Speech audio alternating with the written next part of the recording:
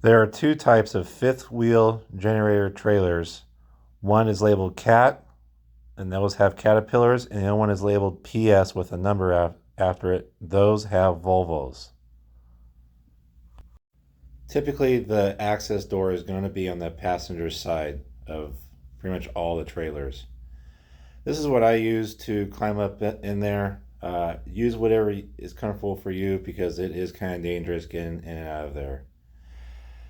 Once you are up there, you'll see this fuel cell. Go ahead and climb up there and you'll see a box on the right that is your overfill protection alarm.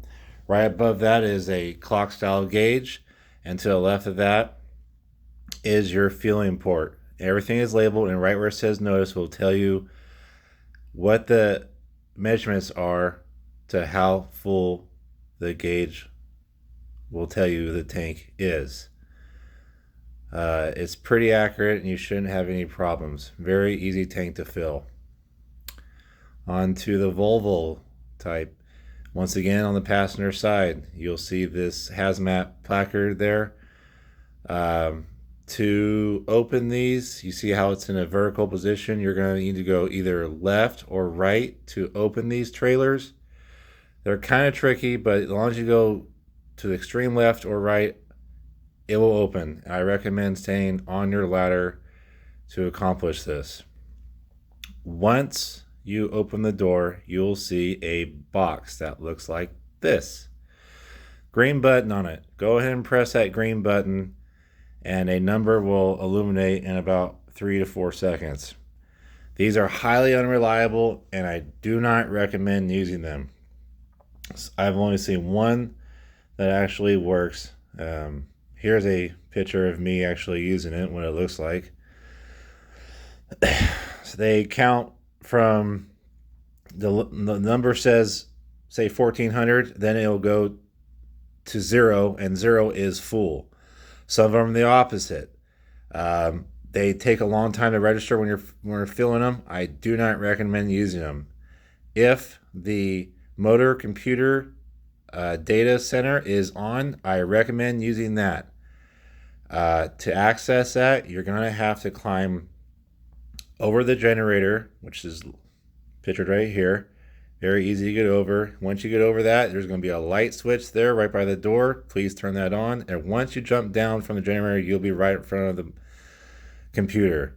See right there, second line from the top, it says fuel level is extremely accurate. I recommend using this, and if it is not available, I will get a tech to explain to you on how to turn it on. Now on to filling it.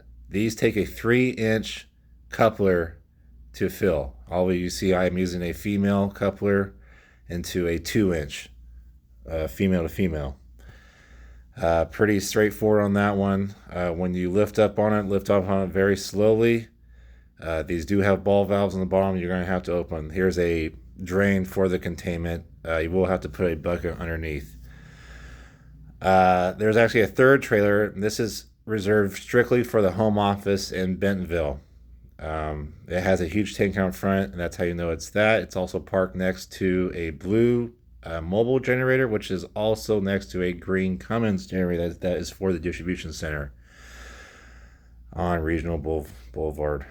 So when you climb up there, you're going to see a similar module. This one is extremely accurate, and it actually works how it should.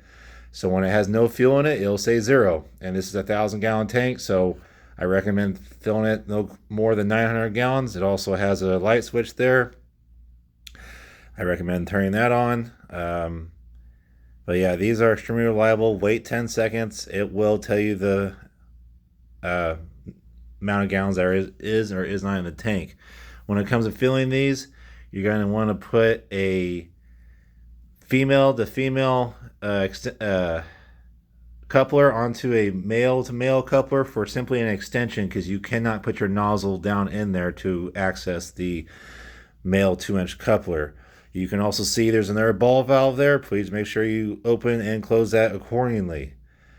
That's about it. These actually have a drain that drains back into the plumbing, but every time I try to use it, they always flood right back into the containment. So just try to keep the message to the minimal, and hopefully this helps.